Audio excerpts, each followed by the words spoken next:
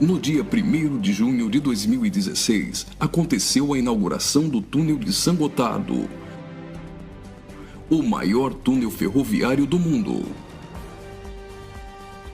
São 57 quilômetros cortando os Alpes suíços. A inauguração foi um evento de grande porte, transmitida por vários canais de televisão de todo o mundo. A cerimônia teve uma apresentação artística, como a das aberturas de Copas do Mundo ou de Olimpíadas. A encenação, intitulada Sacre do Gotardo, foi carregada de elementos do ocultismo, além de trazer mensagens de uma nova ordem mundial. Muitas autoridades e a Nata Econômica Europeia participaram dessa solenidade. Dentre as personalidades presentes estavam o presidente da Suíça, Johann Schneider, a chanceler da Alemanha, Angela Merkel, o presidente da França, François Hollande, e o primeiro-ministro da Itália, Matteo Renzi. A inauguração do túnel teve ainda uma celebração ecumênica e recebeu a bênção sacerdotal de um rabino do judaísmo, de um imã do islamismo, de um padre da Igreja Católica e de uma pastora luterana. Vamos analisar alguns elementos dessa celebração bizarra, que muitos analistas chamaram de inauguração da nova ordem mundial. Na primeira parte, em ambiente fechado, a humanidade é representada por uma marcha de zumbis, pronta para receber ordens. Surge então um anjo na forma de bebê. Aparentemente, este representa Lúcifer. O anjo caído já começa a apresentar semelhanças com Baphomet, que é um dos principais símbolos de Satanás em algumas linhas de culto pagão. Observe, dentre as personalidades presentes, esse sujeito, portando um cetro e vestido com traje de algum tipo de organização ou irmandade. Ele traz um broche com a figura de um bode que deve representar também Baphomet. A cerimônia macabra evolui para a aparição de um homem-bode, representando um demônio-chefe. Esse demônio exerce autoridade e liderança sobre outros demônios que são liberados pelo mundo, representado aqui pela ferrovia. Por essa ferrovia, passam vários períodos da humanidade, revivendo alguns tipos de sociedades secretas e rituais pagãos dos celtas, da Grécia Antiga, do hinduísmo e principalmente do Egito Antigo. Observe ao fundo a figura do Sol, representando um dos principais objetos de adoração das culturas antigas. Sob a ordem do chefe, os demônios se lançam para cumprir sua missão na Terra. Aqui, vemos a representação de antigas sacerdotisas e místicos adoradores, todos sendo conduzidos pelo homem-bode. As sacerdotisas estão levando um cordeiro, como algo a ser oferecido em sacrifício.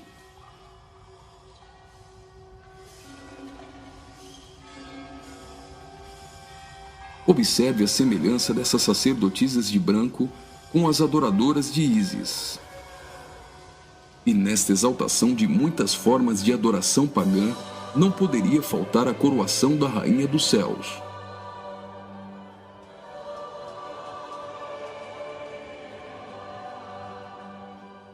A cerimônia prossegue, agora em um ambiente externo. A parte interna exaltou a adoração pagã histórica. Na parte externa, o evento se torna uma cerimônia satânica regida pelo homem-bode. Os zumbis representam a humanidade manipulada, caminhando rumo a um futuro incerto. Os atores correm atrás de uma conquista. O túnel inaugurado literalmente furou 57 quilômetros de rochas nos Alpes suíços. Aparentemente, aqui a humanidade está tentando vencer a rocha, que pode representar Jesus.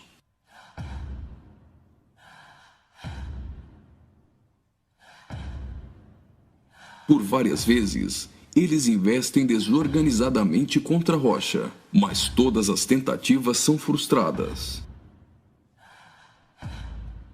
Até o momento em que eles se unem e conseguem um importante progresso.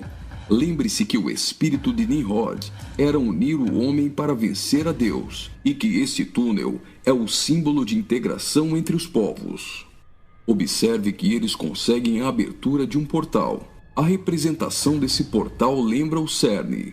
O CERN é a Organização Europeia para a Pesquisa Nuclear. Está localizado na região de Genebra, na fronteira franco-suíça, a pouco mais de 200 quilômetros do túnel de Saint-Gothard. No CERN encontra-se o LHC, o maior acelerador de partículas atômicas do mundo e maior máquina que o homem já construiu. Ele tem 27 quilômetros de circunferência e está a 100 metros abaixo da superfície. O CERN está em busca da antimatéria e tentando recriar o Big Bang. Mas o CERN também tem um propósito esotérico ocultista nem tanto oculto. Segundo a própria comunidade científica, o CERN pretende acessar outras dimensões e se conectar com forças desconhecidas. O respeitadíssimo físico Stephen Hawking advertiu que os experimentos do CERN podem representar graves perigos a nosso planeta. No prefácio de seu livro, Stardust, Hawking afirmou que o acelerador de partículas poderia causar uma decadência catastrófica do vácuo, o que levaria o tempo e o espaço a entrarem em um colapso. Isso poderia destruir não somente o planeta Terra, mas também o sistema solar e todo o universo. Você já deve ter ouvido falar da partícula de Deus, ou bóson de Higgs. Até o Papa implorou a comunidade científica a suspender as operações do LHC, advertindo que eles poderiam abrir os portões do inferno. Observe também que a logo do CERN é a junção de 3 números 6, 666. As cenas seguintes mostram uma sociedade em transformação. Do portal que foi aberto, procede a direção para a humanidade. Veja que uma nova sociedade vai surgindo. O espírito da rebeldia e da sensualidade marcam as pessoas. A decadência da humanidade é representada tanto na forma de uma queda literal, como através da sensualidade.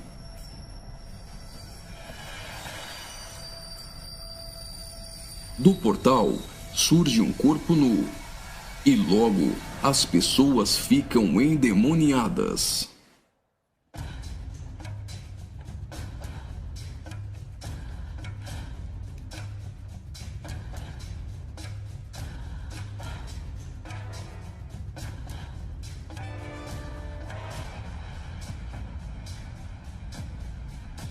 Veja a representação de que existe algo dentro deles.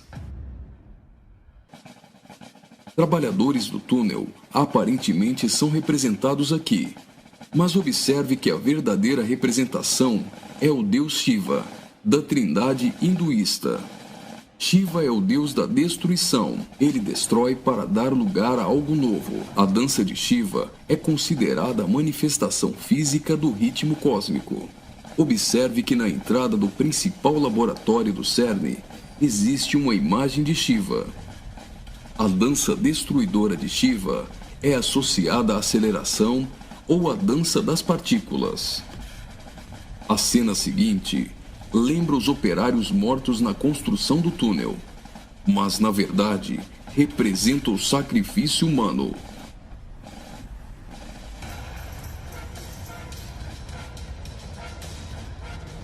Veja que os corpos são lançados para dentro do abismo.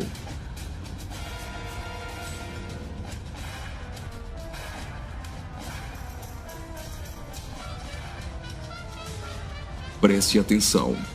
Do fundo do abismo, as mãos vêm receber o sacrifício.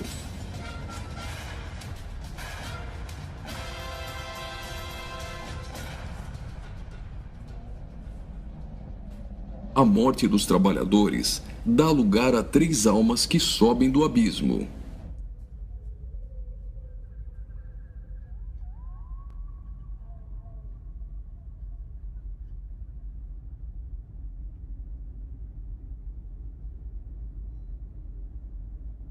surge então um enorme olho que tudo vê, ou o Olho de Horus, um importante símbolo usado pelos Illuminati.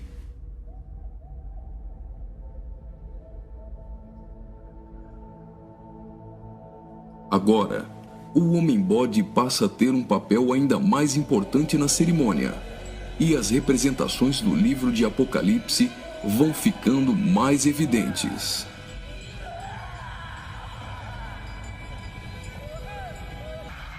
Veja como os demônios se parecem muito com o orixá Omulu.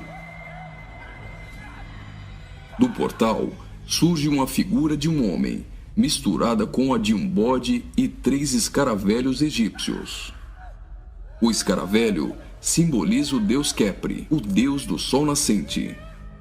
Homem e bode se fundem, representando a encarnação de Satanás e o surgimento do Anticristo. Ele não será um homem normal. Sua autoridade e poder provém do próprio Satanás. Uma personagem, aparentemente representando a deusa Ísis, surge para ungir o Homem-Bode, que é a própria besta. Como a cerimônia de coroação de um rei, a besta é ungida governante sobre todo o mundo. Observe novamente que os demônios lembram muito o orixá Omulu. Após receber o manto do espírito feminino de Ísis, a besta manifesta atitudes homossexuais. Ungido governante do mundo, a besta demonstra sua fúria contra todos e agita seus demônios.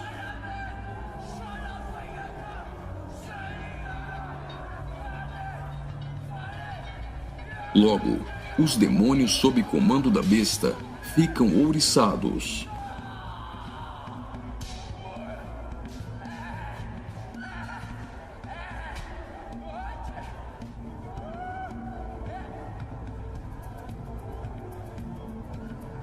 Assim como está escrito em Apocalipse, a besta passa a ser adorada pelos homens e pelos demônios.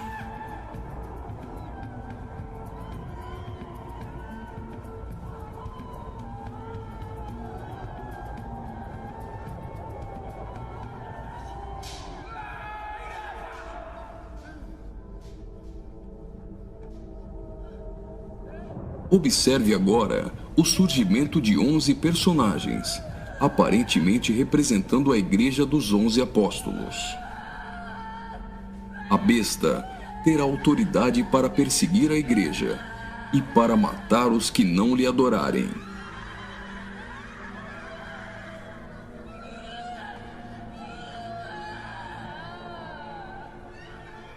Observe que no telão a besta tem várias cabeças. Logo, a besta parece ter sido ferida na cabeça. Leva as mãos à cabeça e vai caindo. Segue-se então uma cerimônia fúnebre, com um antigo canto germânico do ocultismo. Veja essas pessoas carregando árvores secas invertidas. Observe que as raízes estão para cima. Assim como a cruz invertida é um símbolo do satanismo, tudo que se apresenta invertido representa o contrário. A imagem do telão é a árvore da morte, que é o contrário da árvore da vida.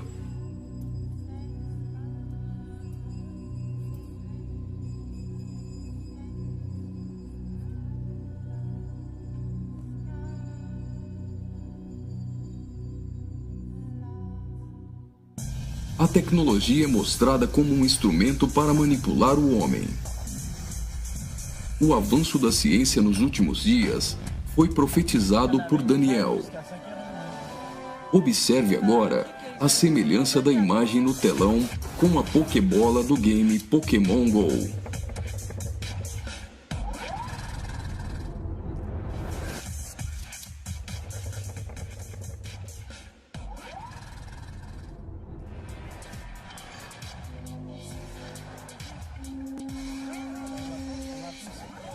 Enquanto na parte inferior da tela aparece uma segunda besta caminhando em direção à primeira, ao fundo surge a figura da grande meretriz.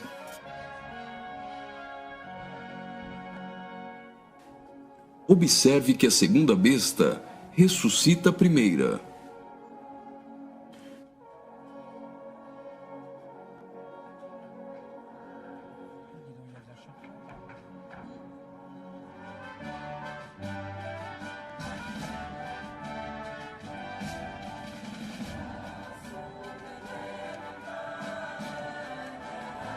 Note que os símbolos maçônicos estão presentes em várias partes da celebração. Aqui, temos o olho de Horus e o compasso com um esquadro. Os 3 personagens de cabeças grandes aparentemente representam as nações da Terra, os reis da Terra e os mercadores da Terra que foram embriagados e se prostituíram com a grande meretriz. O relógio girando ao contrário provavelmente faz menção à profecia de Daniel, de que o anticristo mudaria os tempos, e fala da velocidade em que a nova ordem mundial será estabelecida. No auge da cerimônia, todos os personagens se lançam em adoração. Mas afinal, o que eles estão adorando?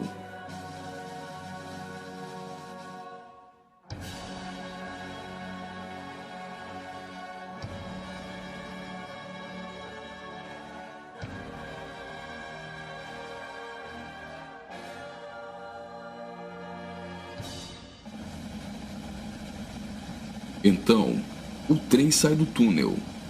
Mas certamente eles não estão adorando um trem. Eles adoram aquele a quem pensam que venceu a rocha. Eles adoram o grande dragão, a antiga serpente, que se chama Diabo e Satanás, o sedutor de todo mundo. Pensam que Satanás venceu a Cristo. A celebração é como se fosse uma grande vitória, como a consumação de uma enorme conquista.